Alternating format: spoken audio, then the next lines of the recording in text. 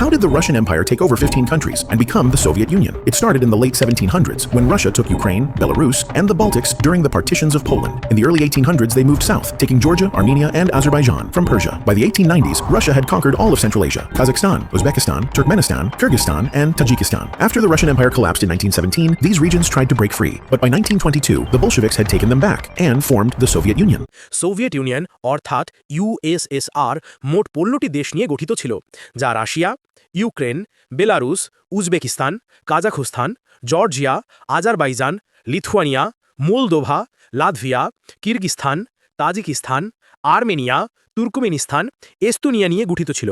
Soviet ভেঙে যায় ১৯৯১ সালে এবং এই দেশগুলো স্বাধীন রাষ্ট্র হিসেবে প্রতিষ্ঠিত হয়, যা বর্তমান রাশিয়ার অর্থনৈতিক দুরবস্থা ও রাজনৈতিক অস্থিরতার কারণে সোভিয়েত ইউনিয়ন ভেঙে যায়। भारत की शुरुआत होती है आज से 2293 साल पहले, यानी सन 321 ईसा पूर्व में, जब चंद्रगुप्त मौर्य ने मौर्य साम्राज्य की स्थापना की थी, जो मौर्य वंश के पहले शासक थे। अखंड भारत में अफगानिस्तान, पाकिस्तान, भारत, बांग्लादेश, नेपाल, भूटान, म्यांमार, श्रीलंका, मालदीव और तिब्बत शामिल थे। अखंड भारत में इन देशों को अलग अलग नामों से जाना जाता था, जैसे भारत को भारतवर्ष, पाकिस्तान को सिंधु, बांग्लादेश को बंगाल, नेपाल को महाकांशल, श्रीलंका को लंका, अफगानिस्तान को गांधार, भूटान को लोहचान, म्यांमार को ब्रह्मदेश और मालदीव को मालाद्वीप। इन सब देशों को मिलाकर बनता है अखंड भारत। অখণ্ড ভারত প্রাচীনকালে যে ভূখণ্ডকে বোঝাতো তা আজকের মানচিত্রে মূলত ১৪টি দেশের অংশ নিয়ে গঠিত ছিল। এক ভারত, পাকিস্তান, বাংলাদেশ, আফগানিস্তান, নেপাল, ভুটান, শ্রীলঙ্কা, মায়ানমার বা বার্মা, মালদ্বীপ, তিব্বত, ইরান আংশিক, চীন আংশিক, থাইল্যান্ড আংশিক এবং ইন্দোনেশিয়া আংশিক। সংক্ষেপে অখণ্ড ভারত মানে ছিল এমন এক বৃহৎ সাংস্কৃতিক ও ভৌগোলিক অঞ্চল যা ভারতীয় সভ্যতা ও প্রভাবের অন্তর্গত ছিল। ईस्ट पाकिस्तान में आवाम जोरों से अपने लिए एक अलग देश बनाने के लिए आंदोलन कर रही थी और दूसरी तरफ पाकिस्तान ईस्ट पाकिस्तान के लोगों पर जुल्म ढा रहा था। मर्दों को मारा काटा जा रहा था और औरतों पर तरह तरह के अत्याचार किए जा रहे थे। ऐसे में लगभग 1 करोड़ लोग ईस्ट पाकिस्तान से भागकर भारत में शरण ले चुके थे। ऐसी सिचुएशन में भारत को ना चाहते हुए भी पाकिस्तान के सिविल वॉर में इन्वॉल्व होना पड़ा, लेकिन भारत ने इस युद्ध में हथियार तब तक नहीं उठाए थे जब तक कि पाकिस्तान ने खुद आगे बढ़कर भारत के खिलाफ युद्ध नहीं छेड़ दिया। पाकिस्तान को जवाब देना जरूरी था और इसके लिए भारतीय सेना तैयार बैठी थी। इसके बाद 1971 के वॉर में ना तो सिर्फ भारत विजयी हुआ बल्कि एक नया देश बना, बांग्लादेश। हालांकि इस युद्ध में सिर्फ बांग्लादेश का जन्म ही नहीं हुआ था, बल्कि एक और सुखद घटना हुई थी जब यूएसएसआर भारत के खिलाफ खड़े यूएस और यूके के विरुद्ध भारत का साथ देने के लिए बे ऑफ बंगाल में अपने मिसाइल्स और न्यूक्लियर सबमरीन्स के साथ आ खड़े हुए। लेकिन सवाल यह है कि आखिर यूएसएसआर को आगे क्यों आना पड़ा? ऐसा क्या हुआ था कि यूएस ने पाकिस्तान का साथ देने के लिए भारत को बे ऑफ बंगाल में घेरना शुरू कर दिया था? और क्यों यूएस और यूके की एयरक्राफ्ट कैरियर्स पाकिस्तान को युद्ध में छोड़ भाग खड़ी हुई? 1971 एक ऐसा वक्त था जब आधी दुनिया भारत के खिलाफ खड़ी थी, भारत को घेरने की कोशिश कर रही थी। उस समय यूएसएसआर ही एक ऐसा देश था जिसने भारत के लिए दुनिया से दुश्मनी ले ली थी। भारत पाकिस्तान वॉर के बीच एक समय ऐसा आया जब चाइना, ब्रिटेन और अमेरिका एक साथ भारत के खिलाफ खड़े हो गए थे। अमेरिका ने भारत के खिलाफ अपना टास्क फोर्स 74, जिसे 7th फ्लीट भी कहा जाता था, को मैदान में उतार दिया था। ऐसे में रशिया ही एकमात्र ऐसा देश था जिसने न सिर्फ अमेरिका को इस युद्ध में शामिल होने से रोका, बल्कि चीन को भी भारत के खिलाफ शामिल होने नहीं दिया। बात 1971 की है। पड़ोसी देश पाकिस्तान में सिविल वॉर अपने पीक पर था। 1947 में धर्म का नाम लेकर पाकिस्तान भारत से तो अलग हो गया, लेकिन अपने देश के अंदर दो अलग अलग आइडियोलॉजी के बीच टकराव रोक नहीं पाया। रिजल्ट ये हुआ, पाकिस्तान दो हिस्सों में बट गया, एक पाकिस्तान और दूसरा बांग्लादेश। सच्चाई तो यह है कि इस बंटवारे की नींव उसी वक्त पर गई थी जब आजादी के बाद जिन्ना ने अपनी स्पीच में कहा था, पाकिस्तान की राष्ट्रभाषा सिर्फ उर्दू ही रहेगी। 1947 সালে ধর্ম এবং রাজনৈতিক দ্বন্দ্বের কারণে ভারত দুটি ভাগে বিভক্ত হয়। হিন্দু সংখ্যাগরিষ্ঠ অংশ হল ভারত, মুসলিম সংখ্যাগরিষ্ঠ অংশ হল পাকিস্তান।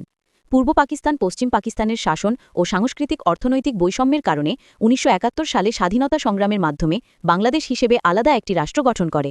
1971 সালে ভারত বাংলাদেশের মুক্তিযুদ্ধকে রাজনৈতিক, সামরিক ও মানবিক সহায়তার মাধ্যমে সমর্থন করেছিল। রাজনৈতিকভাবে আন্তর্জাতিক স্বীকৃতি ও সমর্থন দেওয়া, সামরিকভাবে মুক্তিযোদ্ধাদের প্রশিক্ষণ ও সরাসরি যুদ্ধে অংশগ্রহণ, আর মানবিকভাবে শরণার্থী ও ত্রাণ সহায়তা প্রদান করেছিল। তৎকালীন সময় ভারত চাইলেই বাংলাদেশ দখল করে নিতে পারত, কেননা ভারতীয় সামরিক বাহিনী বাংলাদেশের ভিতরেই অবস্থান করেছিল এবং পাকিস্তানিদের বিরুদ্ধে যুদ্ধ করেছিল। কিন্তু ভারত তা করেনি। ভারত বাংলাদেশকে সম্পূর্ণ স্বাধীন দেশ হিসাবে স্বীকৃতি দেয় এবং তাদের সামরিক বাহিনী ভারতে নিয়ে যায়। কিন্তু বাংলাদেশের ভিতর স্বাধীনতা বিরোধী শক্তি ছিল, যারা পাকিস্তান হিসাবে থাকতে চেয়েছিল, যাদেরকে রাজাকার বলা হতো।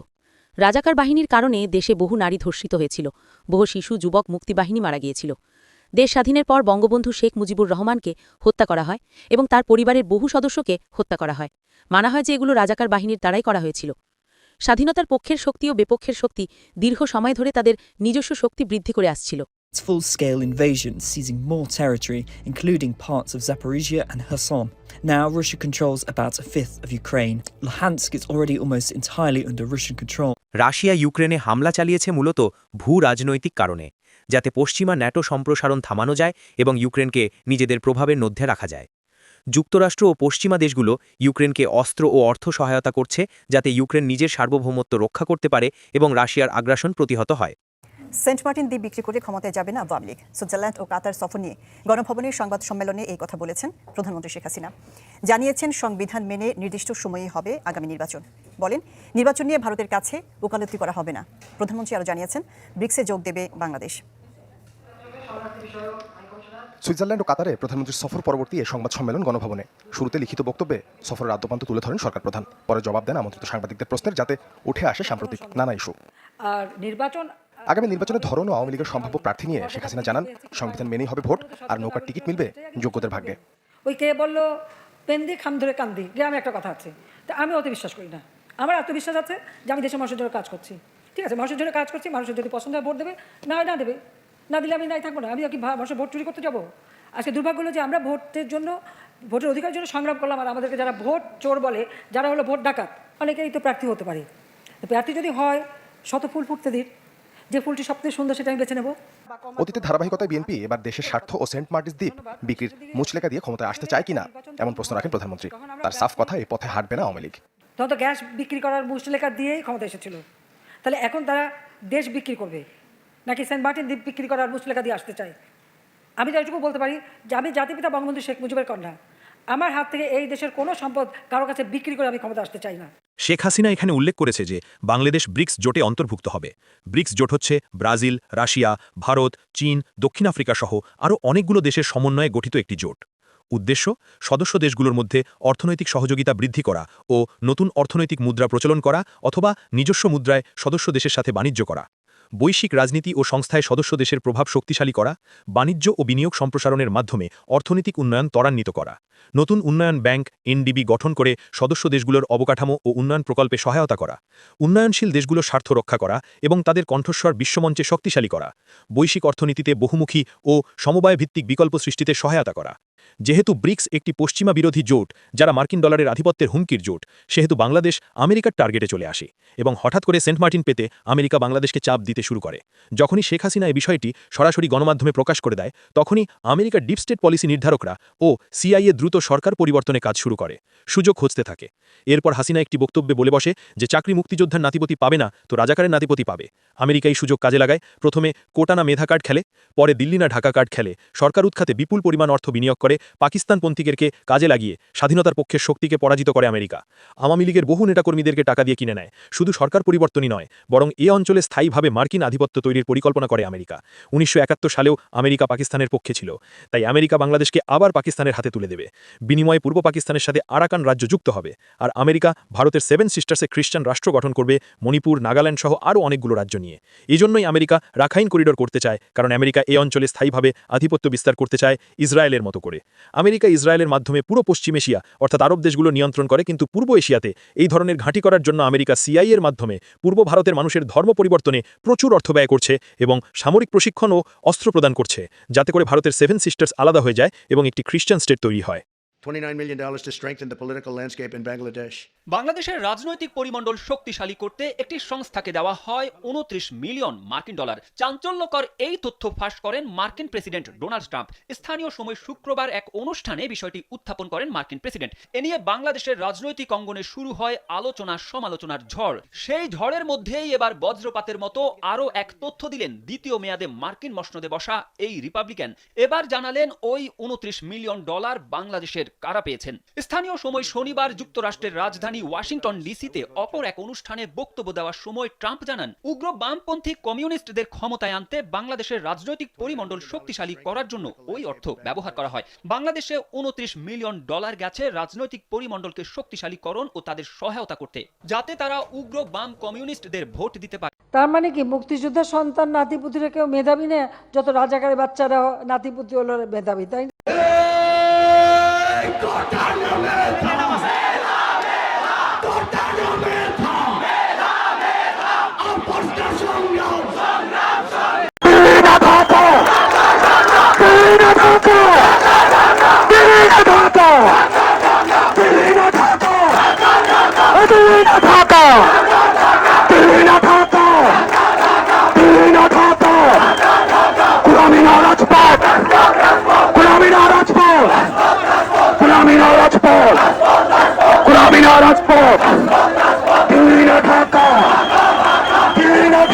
নিশ্চিত হয়ে পুরো ঘটনা জানাচ্ছেন মিরাজ হোসেন গাজী।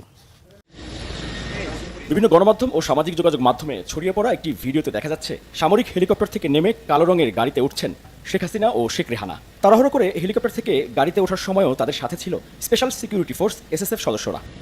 প্রশ্ন উঠেছে, হেলিকপ্টার থেকে নেমে গাড়িতে উঠে কোথায় গেছেন শেখ হাসিনা ও শেখ রেহানা, কোথায় পদত্যাগ করেন তিনি, আর দেশ ছাড়ার সিদ্ধান্ত ও পরের বাস্তবতাই বা কেমন ছিল?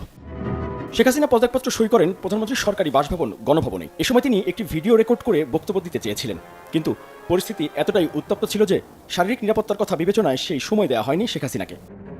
এরপর গণভবন থেকে তার ব্যবহৃত সামরিক বাহিনীর একটি হেলিকপ্টারে দ্রুত উঠে বসেন। সেই হেলিকপ্টারের গন্তব্য ছিল হযরত শাহজালাল আন্তর্জাতিক বিমানবন্দরের বঙ্গবন্ধু ঘাটির রানওয়েতে। ছড়িয়ে পড়া ভিডিওটি মূলত এই রানওয়েতে নামার দৃশ্য। সামরিক হেলিকপ্টার থেকে নেমে কালো রঙের গাড়িতে উঠছেন দুই বোন শেখ হাসিনা ও শেখ রেহানা। এ সময় রানওয়েতে সবাই ছিল খুবই ব্যস্ত, তবে তাদের পরের গন্তব্য কোথায় তা জানতেন না উপস্থিত কেউই। কালো গাড়িটিতে করে সাবেক প্রধানমন্ত্রী শেখ হাসিনা ও শেখ রেহানা পাশের রানওয়েতে রাখা বিমান বাহিনীর ট্রান্সপোর্ট উড়োজাহাজ C-130J উদ্দেশ্যে রওনা দেন। এই উড়োজাহাজে করে দেশ ত্যাগের পর প্রথম আগরতলা থেকে পশ্চিমবঙ্গের দিকে যেতে চাইলেও পশ্চিমবঙ্গের ATC তাদের নামার অনুমতি দেয়নি। পরে নয়াদিল্লির দিকে রওনা দেয় উড়োজাহাজটি। সেখানে এয়ারফোর্সের একটি ঘাঁটিতে অবতরণ করে শেখ হাসিনা ও শেখ রেহানাকে বহনকারী উড়োজাহাজটি।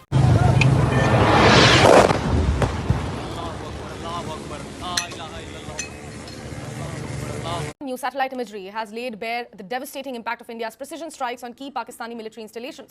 High-resolution before and after images from private satellite firm Maxar Technologies now reveal extensive structural damage at 4 major air bases across Pakistan: Saka, Rawalpindi's Noor Khan Air Base, PAF base Musharraf in Sargodha, and Bolari Air Base as well. In fact, these are the images on your screens. Now, these pictures clearly show the scorched tarmacs, craters, and destroyed hangars, underscoring the accuracy and intensity of India's aerial offensive under Operation Sindoor. These visuals not only serve as undeniable proof of India's retaliatory capability, but also as a strategic message to its adversary.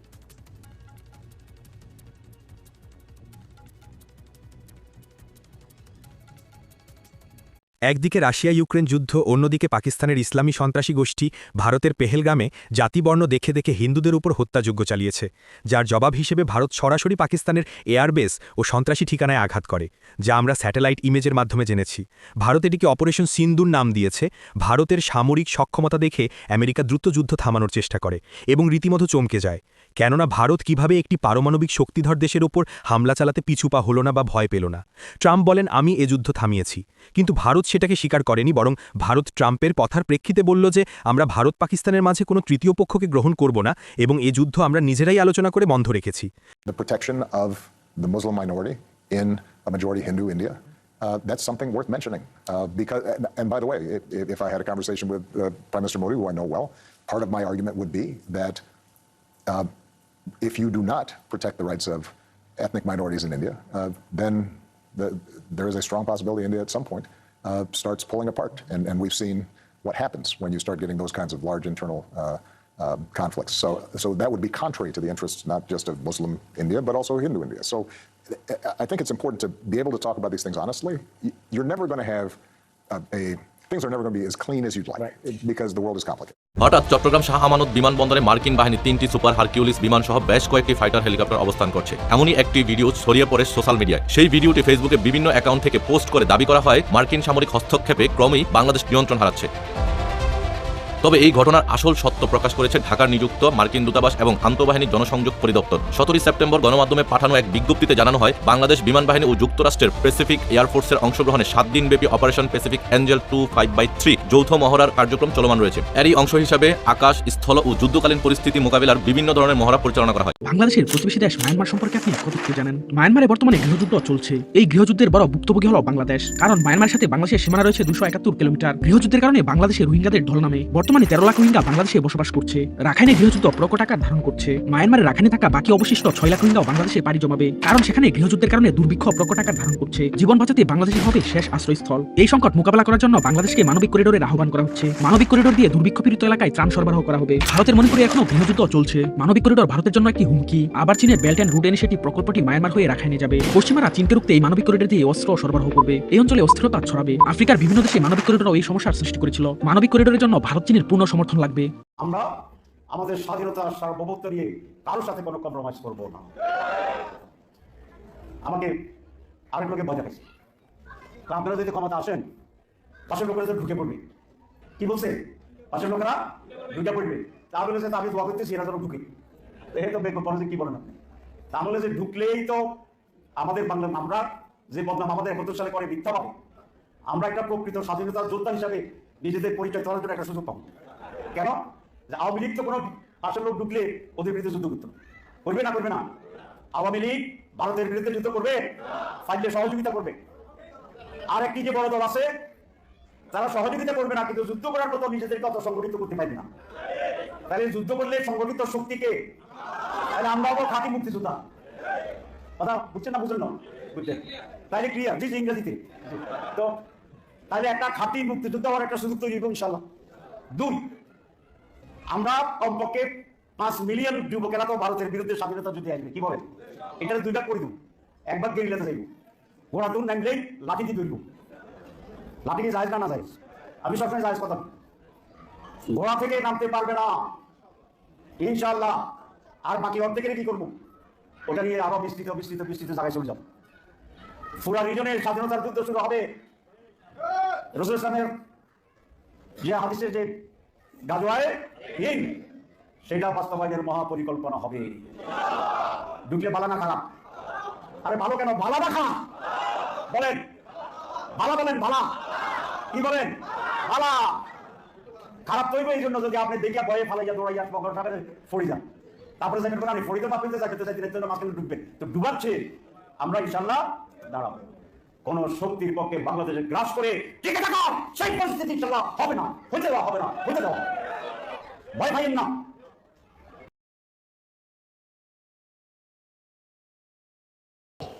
दुनिया की super ताकत बनने के ख्वाब देख रहा है और हम दिवालियापन से बचने के लिए भीख मांग रहे हैं। Apart from this, Sahir Mirza Bangladesh के अंतरिम नेता मोहम्मद यूनुस इन दिनों खूब चर्चा में हैं, क्योंकि उन्होंने पाकिस्तान के एक जनरल को ऐसी किताब तोहफे में दी जिसमें ग्रेटर बांग्लादेश का नक्शा बना था। इस नक्शे में भारत के नॉर्थ ईस्ट के कुछ हिस्से जैसे असम, त्रिपुरा और मिजोरम को बांग्लादेश का हिस्सा दिखाया गया है। अब इस बात से भारत में लोग नाराज हैं और इसे देश की सीमाओं के लिए खतरा बताया जा रहा है। दरअसल पिछले कुछ समय से बांग्लादेश की नीतियां पाकिस्तान के करीब जाती दिख रही हैं। जब से तालिबान और भारत के बीच थोड़ी दोस्ती बनी है, पाकिस्तान ने बांग्लादेश से अपने रिश्ते मजबूत करने शुरू कर दिए हैं। पहले भी कुछ बांग्लादेशी नेताओं ने कहा था कि चिकन ने काट देंगे, यानी भारत के नॉर्थ ईस्ट को बाकी देश से अलग कर देंगे। अब यूनुस खान का ये नक्शा वाला मामला उसी सोच का हिस्सा माना जा रहा है। सोशल मीडिया पर ग्रेटर बांग्लादेश ट्रेंड कर रहा है। कुछ लोग इसे पाकिस्तान और बांग्लादेश की मिली भगत बता रहे हैं, तो कुछ इसे सिर्फ पॉलिटिक्स का ड्रामा कह रहे हैं। लेकिन इतना साफ है कि इस नक्शे ने भारत बांग्लादेश रिश्तों में शक और अविश्वास की नई दीवार खड़ी कर दी है। बांग्लादेश ने अपनी फजाइया को जदीद तैयारों और हथियारों से लैस करने का फैसला किया है। बांग्लादेशी मिलिट्री फोर्सेज ने पाकिस्तान से JF-17 और चीन से J-10C तैयारे खरीदने का फैसला किया। इटली से यूरोफाइटर, टाइफोन और तुर्किया से हेलीकॉप्टर्स हासिल किए जाएंगे। 2027 तक फजाइया को जदीद हथियारों से लैस करने का टारगेट रखा गया है। JF-17 और J-10C तैयारे पुराने F-7 और MiG-29 तैयारों की जगह लेंगे। बांग्लादेश ने अपनी फजाइया को जदीद तैयारों और हथियारों से लैस करने का फैसला किया है। बांग्लादेशी मिलिट्री फोर्सेज ने पाकिस्तान से JF-17 और चीन से J-10C तैयारे खरीदने का फैसला किया। इटली से यूरोफाइटर, टाइफोन और तुर्किया से हेलीकॉप्टर्स हासिल किए जाएंगे। 2027 तक फजाइया को जदीद हथियारों से लैस करने का टारगेट रखा गया है। JF-17 और J-10C तैयारे पुराने F-7 और MiG-29 तैयारों की जगह लेंगे। बांग्लादेश ने अपनी फजाइया को जदीद तैयारों और हथियारों से लैस करने का फैसला किया है। बांग्लादेशी मिलिट्री फोर्सेज ने पाकिस्तान से JF-17 और चीन से J-10C तैयारे खरीदने का फैसला किया। इटली से यूरोफाइटर, टाइफोन और तुर्किया से हेलीकॉप्टर्स हासिल किए जाएंगे। 2027 तक फजाइया को जदीद हथियारों से लैस करने का टारगेट रखा गया है। JF-17 और J-10C तैयारे पुराने F-7 और MiG-29 तैयारों की जगह लेंगे। পাকিস্তানের পরমাণু অস্ত্র নিয়ন্ত্রণ করত যুক্তরাষ্ট্র। বিপুল অর্থের বিনিময়ে ওয়াশিংটনকে ক্ষমতা দিয়ে রেখেছিলেন দেশটির সাবেক প্রেসিডেন্ট জেনারেল পারভেজ মোশাররফ। ভারতীয় বার্তা সংস্থা ANI-কে দেয়া সাক্ষাৎকারে এমনটাই জানিয়েছেন CIA-এর সাবেক কর্মকর্তা জন কিরিয়াকু। CIA-এর সন্ত্রাস দমন বিভাগের প্রধান হিসেবে দায়িত্ব পালন করা কর্মকর্তা জানান, নারী সেজে আফগানিস্তান থেকে পাকিস্তানে পালিয়ে যান আল কায়েদা প্রধান ওসামা বিন লাদেন। পাকিস্তানের অভ্যন্তরীণ নানা ইস্যুতে যুক্তরাষ্ট্রের হস্তক্ষেপের ইতিহাস পুরনো। আন্তর্জাতিক বিশ্লেষক এবং গণমাধ্যমগুলো বলছে, সাবেক প্রেসিডেন্ট জেনারেল পারভেজ মুশাররফের শাসনামলে দেশটির ভেতরে বাইরে মার্কিন প্রভাব ছিল সবচেয়ে বেশি। এবার এই ইস্যুতে বিস্ফোরক মন্তব্য করলেন CIA-এর সাবেক সিনিয়র কর্মকর্তা জন কিরিয়াকু। ভারতীয় বার্তা সংস্থা ANI-কে দেয়া সাক্ষাৎকারে তিনি জানান, 2021 সালের পর পাকিস্তানে মার্কিন প্রভাব এতটাই বেড়েছিল যে তা ছিল অনেকটাই অর্থের বিনিময়ে পারভেজ মুশাররফকে কিনে নেওয়ার মতো। আমি যখন দায়িত্বে ছিলাম তখন বিপুল ডলার সহায়তা দেওয়া হয়েছিল, কিন্তু এই অর্থ কোন খাতে ব্যয় হতো কেউ জানতো না। পারভেজ মুশাররফকে কার্যত যুক্তরাষ্ট্র কিনে নিয়েছিল। শুধু তাই নয়, সে সময় পাকিস্তানের পরমাণু অস্ত্রের নিয়ন্ত্রণ নিয়েছিল যুক্তরাষ্ট্র। সমরাস্ত্রের নিয়ন্ত্রণ আমেরিকার কাছে দিয়ে রেখেছিলেন মুশাররফ। আমরা আমরা মুশারফের সাথে নিয়মিত দেখা করতাম, প্রচুর অর্থ দেওয়া হতো তাকে। তার ভয় ছিল এসব অস্ত্রের নিয়ন্ত্রণ জঙ্গিদের কাছে চলে যেতে পারে। সেই আশঙ্কায় পরমাণু অস্ত্রের নিয়ন্ত্রণ যুক্তরাষ্ট্রকে দিয়ে রাখেন তিনি। And essentially he would let us do whatever we wanted to do. সিআইয়ের সন্ত্রাসবাদ বিরোধী অপারেশনের প্রধান ছিল কিরিয়াকু। সাক্ষাৎকারে বলেন, নারী সেজে আফগানিস্তান থেকে পাকিস্তানে পালিয়ে যান আল কায়দা প্রধান ওসামা বিন লাদেন। মার্কিন সেনাবাহিনীর সেন্ট্রাল কমান্ডের এক কমান্ডারের অনুবাদক ছিলেন একজন আল কায়দা গুপ্তচর। মার্কিন সেনাবাহিনীতে কাজের আড়ালে গোপনে জঙ্গি গোষ্ঠীটিকে তথ্য পাচার করতেন তিনি। এই অনুবাদকের সহায়তা নিয়েই বোরকা পরে আফগানিস্তানের তোরাবোরা পাহাড় থেকে পালিয়ে পাকিস্তানে যান লাদেন। সৌদি আরবের নির্দেশে পাকিস্তানের পরমাণু অস্ত্রের জনক আব্দুল কাদের খানকে হত্যা করা হয়নি বলেও জানান সিআইয়ের সাবেক এই কর্মকর্তা। প্রাণপ্রতিম কুণ্ডু, যমুনা নিউজ। এবার আসুন আসল কথায়। ভারত যেমন তার অখণ্ডতা হারিয়েছে, তেমনি রাশিয়াও তার সোভিয়েত ইউনিয়ন হারিয়েছে। এই অখণ্ডতা হারানোর পেছনে পশ্চিমারা জনিত। আমেরিকা সুপার পাওয়ারের আসনে বসেই বিশ্বকে তার হাতের মুঠোয় বন্দি করতে বিভিন্ন দেশে তারা সামরিক ঘাঁটি করেছে এবং বিশ্ব অর্থনীতির রাজা হতে ডলার চালু করেছে। আমেরিকার বিরুদ্ধে যে দেশ কাজ করবে সে দেশের সরকার টিকতে পারবে না এবং আমেরিকার পছন্দের ব্যক্তিকে ক্ষমতায় রাখতে হবে। এটাই আমেরিকার প্রথম পলিসি। যে সকল দেশ গণতন্ত্রের দেশ নয় এবং আমেরিকাকে মেনে চলে না, সেই দেশের ওপর ডজন ডজন মার্কিন স্যাংশন দিয়ে অর্থনীতি ডুবিয়ে দিয়েছে, যেমন উত্তর কোরিয়া, ইরান। আর যে সকল দেশে গণতন্ত্র থাকা সত্ত্বেও আমেরিকা নিয়ন্ত্রণ নিতে পারেনি, সেই সকল দেশে হাজার হাজার স্যাংশন লাগিয়ে দিয়েছে, যেমন রাশিয়া। পৃথিবীর অধিকাংশ মানুষের নিয়ন্ত্রণ পশ্চিমাদের হাতে। তারা প্রযুক্তি দিয়ে, অর্থ দিয়ে, সামরিক শক্তি দিয়ে সব কিছুতেই সবার ওপরে অবস্থান করে ও সকলকে নিয়ন্ত্রণ করে। তাদের কথায় বিশ্বের মানুষ কাজ করতে বাধ্য হয়। যেহেতু ভারতীয় উপমহাদেশে গাজওয়াতুল হিন্দ নামে একটি সংঘাতের কথা উল্লেখ আছে, যা অনেক মুসলিমরা বিশ্বাস করে, সেই বিশ্বাসের উপর ভিত্তি করে পশ্চিমারা মুসলিমদেরকে নিয়ে খেলা শুরু করেছে। কারণ যুদ্ধ বাঁধলেই আমেরিকার অস্ত্র ব্যবসাটা ভালো চলে। এত অস্ত্র বানিয়ে আমেরিকা কি করবে যদি তা বিক্রি করতে না পারে? তাই আমেরিকা ভবিষ্যৎ যুদ্ধ বহু আগে থেকেই তৈরি করে রাখে। কখন কাকে টাকা দিয়ে আমেরিকা যুদ্ধের ময়দানে নামিয়ে দেয় কেউ বলতে পারে না। পরে আমেরিকা তাদের কাছে অস্ত্র বিক্রি করে লাভবান হয়। আমেরিকার মদতে লোভের বশে পড়ে বহু দেশ আজ ধ্বংসের পথে। দেখুন না, ইউক্রেনের প্রেসিডেন্ট জেলেন্সকিকে মার্কিন প্রেসিডেন্ট জো বাইডেন যুদ্ধে ঠেলে দিয়েছে রাশিয়ার সাথে যুদ্ধ করতে। তারা বলেছিল সব রকম সহযোগিতা করবে। যেখানে সবচেয়ে বেশি লাভবান হচ্ছে আমেরিকা, তারা প্রচুর অস্ত্র বিক্রি করেছে ইউক্রেনের কাছে। কিন্তু রাশিয়ার হামলার তীব্রতা এত বেশি যে ইউক্রেন পেরেই উঠছে না এবং আমেরিকাও আগের মতো জেলেন্সকিকে পাত্তা দিচ্ছে না এবং বলতেছে রাশিয়ার কাছে দখলকৃত ভূমি ছেড়ে দিতে। যুদ্ধটি প্রায় ৩ বছর ধরে চলছে। এতে আমেরিকার অস্ত্র ভাণ্ডারে টান পড়তেছে। অন্যদিকে সমানতালে চীন শক্তিশালী হয়ে উঠতেছে এবং রেয়ার আর্থ সাপ্লাই বন্ধ করে দিয়েছে আমেরিকাকে, যাতে করে আমেরিকা অস্ত্র তৈরিতে সমস্যা পড়ে। রেয়ার আর্থ ৯০% চীনের দখলে, তাই আমেরিকার মাথা ব্যথা হচ্ছে চীন। আর গাজওয়াতুল হিন্দ হচ্ছে মুসলিমদের কিতাবে উল্লিখিত যুদ্ধ। এ নিয়ে আবার অনেকেই দ্বিমত পোষণ করেন। যুদ্ধ কিতাব অনুসারে হলে বহু ঘোড়া, বহু তলোয়ারের প্রয়োজন, কিন্তু বাস্তবতা পুরোপুরি ভিন্ন। বিশ্বে এখন নিত্য নতুন প্রযুক্তি আবিষ্কার হচ্ছে, এখন আর ঘোড়া তলোয়ারের যুদ্ধ নেই। তাই এ ধরনের মনোভাব নিয়ে চিন্তা করলে সবাই মারা পড়বে। অন্যদিকে যদি আপনি কিতাবের কথা অমান্য করেন, সেটাও ঠিক হচ্ছে না। অর্থাৎ ঘোড়া তলোয়ার ছাড়া প্রযুক্তি দিয়ে যুদ্ধ করা, সেটা ধর্মীয় আদেশ বিরোধী বা কিতাব বিরোধী। আসুন আসল কথায়, যদি যুদ্ধ চান তবে ধ্বংস অনিবার্য।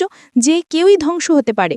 ৫৭টি ইসলামিক দেশের মধ্যে বাংলাদেশ আর পাকিস্তান কেন এই যুদ্ধ করবে? বাকি মুসলিম দেশের লোকেরা কি করছে সেটাও তো মাথায় রাখা উচিত। সৌদি কি করছে, দুবাই কি করছে, কাতার কি করছে, তারা কিভাবে উন্নত হচ্ছে, সেদিকেই আমাদের অগ্রসর হওয়া জরুরি, নয়তো সব ধ্বংস হয়ে যাবে। যদি শান্তি চান তবে ধর্মান্ধতা ত্যাগ করে সকল মানুষে, সকল ধর্মে সমান দৃষ্টি দিতে হবে। কেউ উঁচু নয়, কেউ নিচু নয়, সবাই সমান। যদি যুদ্ধ থেকে বাঁচতে চান তবে পরাশক্তিধর দেশের অর্থের লোভে পড়বেন না, প্রয়োজনে না খেয়ে থাকবেন। যদি উন্নতি চান তবে নিরবিচ্ছিন্নভাবে ব্যবসা, শিক্ষা, চিকিৎসা, খাদ্য সব কিছুতেই অহিংসার সাথে মনোযোগ সহকারে কাজ করতে হবে। দল, মত, জাতি, বর্ণ নির্বিশেষে সকলে মিলে কাজ করতে হবে। মাদ্রাসার নামে হিন্দু বিদ্বেষ ছড়ানো, ওয়াজের নামে হিন্দু বিদ্বেষ ছড়ানো, ধর্ম প্রচারের নামে হিন্দু বিদ্বেষ ছড়ানো বন্ধ করতে হবে। চীনের ১২০ কোটি মানুষ ধর্মহীন, নাস্তিক হয়েও তারা বিশ্বের উন্নত দেশের তালিকায় পৌঁছে গেছে। আর আপনি ধর্মকে কামড়ে ধরে হানাহানি করে মরছেন। ধর্ম পালন করুন, অহিংসার সাথে, কারোর সাথে প্রতিযোগিতা করে নয়, হানাহানি করে নয়, কাউকে ছোট করে নয়, কোনো জাতি ধর্ম বর্ণকে ছোট করে নয়। সকলেই আমরা, প্রত্যেকেই আমরা পরের তরে। সর্বত্র শান্তি প্রচার করুন, সত্য প্রচার করুন, এতেই মানব কল্যাণ নিহিত আছে।